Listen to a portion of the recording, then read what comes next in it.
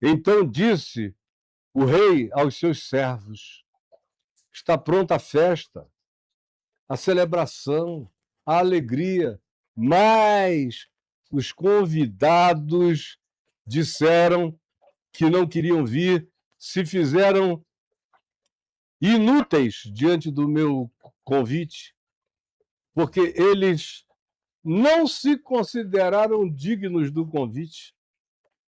Na realidade, eles estavam menosprezando a minha graça que os convidara por inteira bondade e misericórdia, mas eles rejeitaram, inclusive, aquilo que não mereciam. Portanto, ide agora, diz ele aos servos que estão presentes, ide, pois, para as encruzilhadas dos caminhos, e convidai para as bodas a quantos vocês encontrarem, a todo mundo. E saindo aqueles servos pelas estradas, reuniram todos os que encontraram, preste atenção, maus e bons, como lá em Mateus 13:47, onde se diz que aquele arrastão de peixes traz peixes bons e peixes maus, são separados depois, mas o arrastão traz todo mundo. E a sala do banquete ficou repleta de convidados. Entrando, porém, o rei para ver os que estavam à mesa, notou ali um homem que não trazia veste nupcial. Era um casamento. Você tinha que estar vestido para o casamento. E eu vou explicar daqui a pouco para você o significado dessa veste nupcial. E perguntou-lhe então o rei: amigo, como entraste aqui sem veste nupcial? E ele emudeceu. Então ordenou ao rei, aos seus serventes: amarrai-o de pés e mãos e lançai-o para fora nas trevas, porque ali haverá choro, ranger de dentes, porque muitos são chamados e poucos os escolhidos. No primeiro movimento dessa parábola, você tem Jesus cumprindo aquilo que ele dissera: pois eu ainda não fui enviado senão para as ovelhas perdidas da casa de Israel. Foi o que ele disse à mulher Ciro-Fenícia. Foi o que ele disse em algumas outras circunstâncias. Primeiro eu tenho que cumprir esse círculo, essa visitação, pregando em todas as aldeias das ovelhas perdidas da casa de Israel. Aí chega a hora de dizer: olha, o tempo da busca acabou.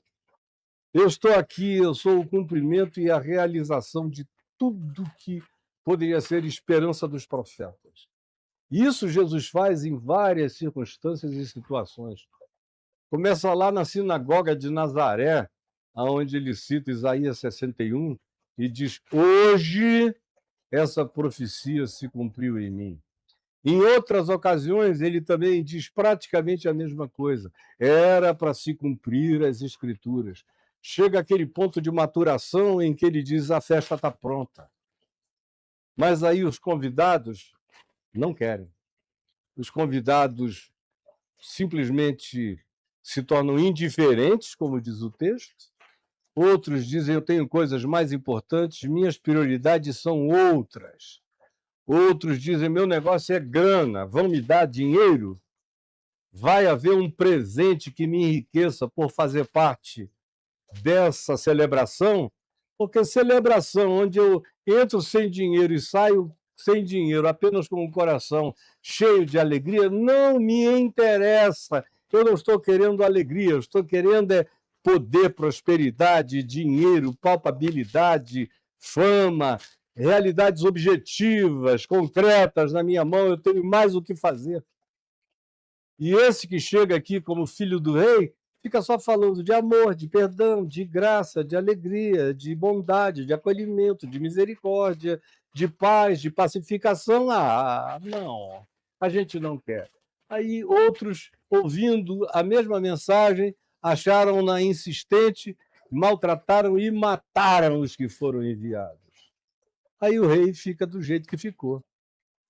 Aquela ira divina, que é uma expressão humana, antropomórfica, para tentar definir um descontentamento espiritual, universal, cósmico e de todas as dimensões. a desafinação daquele povo em relação a toda a harmonia proposta pela vida. E isso é que traduz a ira de Deus, o desagrado de Deus. Não é Deus lá com crise de capricho, não me toques, não é nada disso. É essa situação de desafinação com o todo da proposta da vida. E eles resolveram desafinarem-se em relação ao convite de amor e de harmonia, de reconciliação e de vida e de crescimento no espírito e de alcançamento da verdadeira prosperidade, que é essa que começa no espírito e transborda para o todo da vida. Eles não queriam isso. Eles estavam com os mecanismos cognitivos invertidos. Para eles só interessava se começasse com dinheiro do lado de fora, terras, bens, promessas, recursos palpáveis, tangíveis, essa coisa que começava no coração não lhes interessava e a qual eles disseram não, não. E o rei disse então, já que os que eram da lei, os que eram da sinagoga, os que eram do templo, os que eram da congregação, os que eram da igreja, os que eram das fanfarrices exteriores, os que se apresentavam ao mundo como os meus representantes, não querem, não quiseram a graça e a simplicidade do banquete do Evangelho. Não quiseram celebrar a visita de Deus entre os homens e abraçar a proposta de vida em amor, misericórdia, justiça, verdade, alegria, fidelidade, longanimidade e paz. Não querem, não gostam do que faz bem.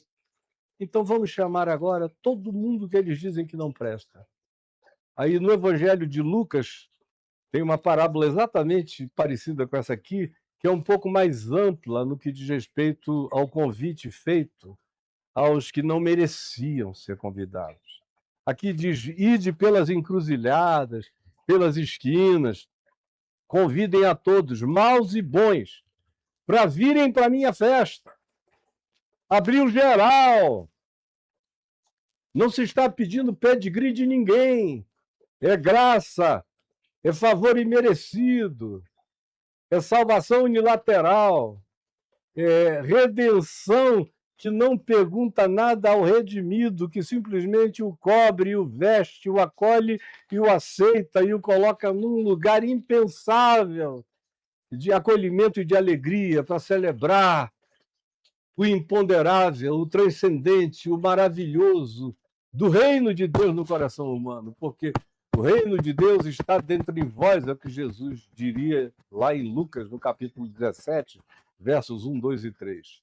Mas eu aludi a mesma parábola semelhante a essa em Lucas, que tem um detalhamento de dizer: convidem os cegos, os coxos, os paralíticos, os surdos, os mendigos, os inaproveitáveis, os descartáveis, os marginalizados, os abominados, convidem todos esses.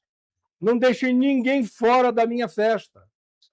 Gente que pode ser até ruim e gente boa, tanto faz. Agora o meu convite é graça absoluta para que venham os que queiram vir. E aí a casa ficou cheia. Veio gente de todo lado, gente má que ficou comovida em ser incluída e se converteu. Gente que se auto-excluía, porque dizia: não, eu já vivi tempo demais alheio a isso tudo, não dá nem tempo para eu sofrer uma reviravolta e ser incluído nesse combo do amor, da bondade e da misericórdia, então eu não tenho nem coragem de ir. Esses foram agarrados e levados, e no processo do arrastão, eles discerniram o desejo de Deus de lhes trazer graça, alegria e salvação, e mudaram de vida e abraçaram a ideia do banquete com aquela alegria que diz: foi para mim, o convite é meu, ele chamou a mim, ele customizou e personalizou o convite que fez. Eu estou absolutamente constrangido de amor e eu quero para mim.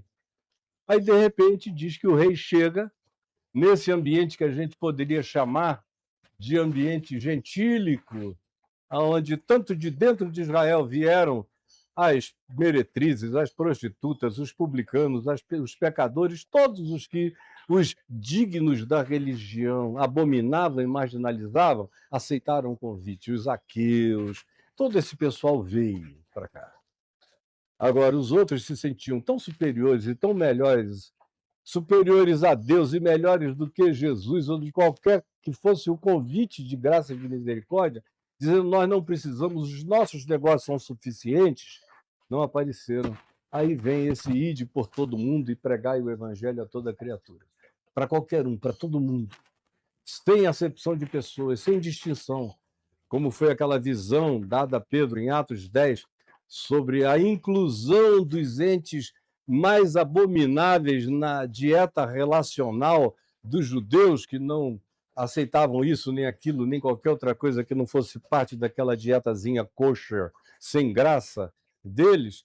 Pois bem, Pedro tinha tido aquela visão de um ançol que descia, onde tudo que judeu não podia comer era servido: cobras, lagartos, frutos do mar, animais considerados nojentos, de casco dividido, tudo e todos.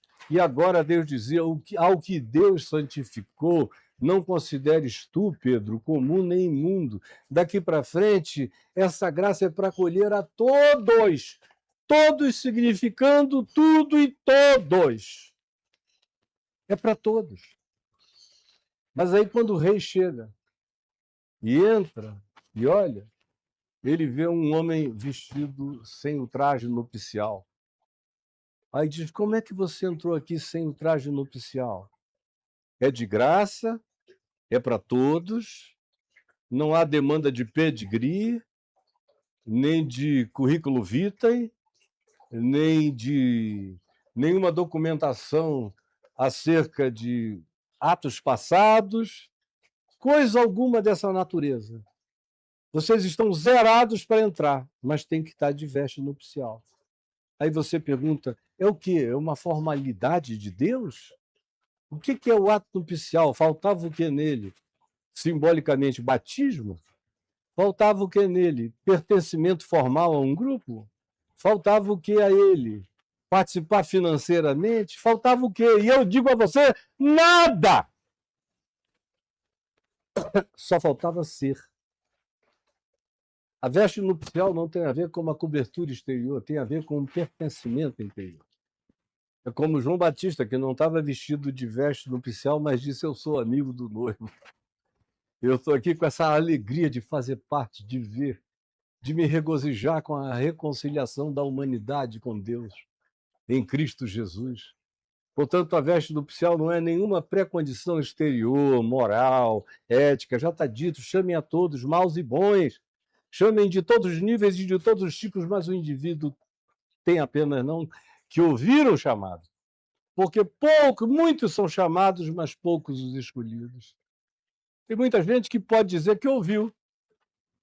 Ouviu, tem gente até que pode repetir, tem gente que sabe repetir, tem gente que sabe até dar aula como repetição acerca do Evangelho e do que Jesus ensinou, mas eles não são parte. Eles nunca se vestiram com essa veste que é pele, que é carne, que é sangue, que é coração, que é alma, que é mente, que é pensamento, que é entrega, que é paixão, que é certeza de pertencimento, que é a alegria de ter o nome escrito no livro da vida, que é a celebração de ter sido chamado sem mérito e sem nenhuma pré-condição. Essa é a veste nupcial, é dizer: ele me quis, eu creio e sou. Você tem que saber que é. Você não pode só dizer: eu conheço a voz, eu sei do chamado, eu frequento o lugar. Olha só o que dá a confiança em frequentar lugares sem ter sido transformado pelo chamado do amor de Deus. E aqui a bondade de Deus nos coloca como ilustração um homem sem vestes nupciais. Se fosse hoje, Jesus chegasse nessas congregações que supostamente estão reunidas para celebrar a glória das bodas do Filho de Deus, seriam milhões sem vestes nupcial. Um monte de gente dizendo, eu vim, eu aceitei a Jesus, eu fui batizado, eu recebi um convite, estou aqui, mas o coração não estava lá. A mente não foi transformada, o indivíduo não foi vestido pela justiça de Jesus, como Paulo diz, escrevendo em 2 aos Coríntios, quando ele diz, se fomos encontrados vestidos e não nus, aludindo à justiça de Cristo, à consciência de Cristo, a saber do amor de Deus por mim. Aí sim, entendendo que nada pode me separar do amor de Deus que está em Cristo Jesus. Isso não tem nada a ver comigo. Eu é que fiquei comovido, como Paulo diz em 2 aos Coríntios, no capítulo 5, pois o amor de Cristo nos constrange, julgando nós isto. Um morreu por todos, logo todos morreram, para que aqueles que agora vivem não vivam mais para si mesmos, mas para aquele que por eles morreu e ressuscitou. Eu estou falando com um grupo de pessoas onde tem gente que vestiu mesmo a alegria de ser de Cristo e de pertencer a Ele e de celebrar as bodas dele como João Batista, como amigos do noivo, com toda alegria de celebração. E tem aqueles que só ouviram o convite e vieram por uma boca livre. Vieram porque alguém disse, olha, lá tem comida, tem bebida, tem surpresas, tem de tudo, o rei é rico. E aí o pessoal veio, mas nada aconteceu no coração, nada mudou na mente, nenhum entendimento, nenhuma compreensão, nenhum amor, nenhuma entrega, nenhuma paixão, nenhuma consciência do significado do que está sendo oferecido. E aí, meu amigo, você não vai ter lugar.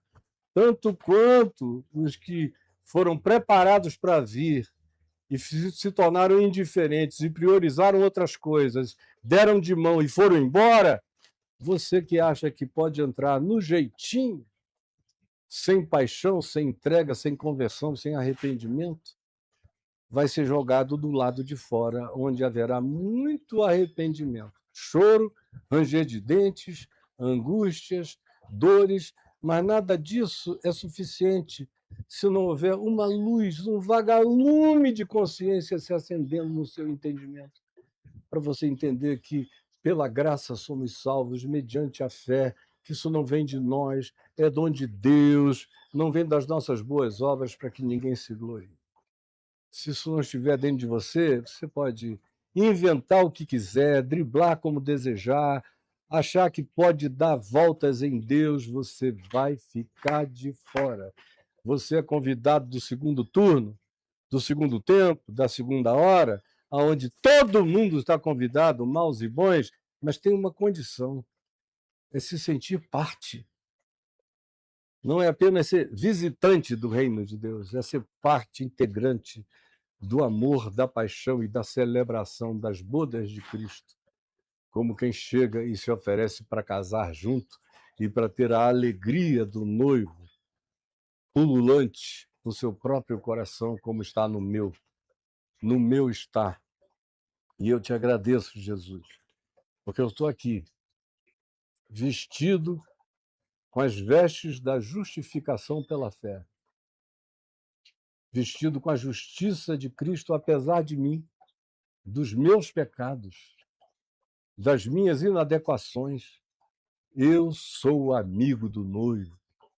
Estou vestido com as vestes do sangue da justificação e faço parte inadequadamente. Me chamaram para ser parte dessa celebração do casamento de Cristo com a humanidade redimida. E é por isso que eu estou seguro e compartilhando com todos os meus irmãos e irmãs esse convite maravilhoso, que só não aceita quem enlouqueceu pela doença do empedernimento, pela indiferença, pela maldade ou pela suposta esperteza de achar que compra acesso ou entra e passa despercebido. Ajuda-nos a entender que nós somos todos flagrantes, absurdos na tua presença. Isso vai salvar o nosso entendimento, nossa compreensão, nossa atitude, nos levará ao arrependimento transformador e nos colocará na festa do banquete eterno. Em nome de Jesus. Amém. Amém e amém.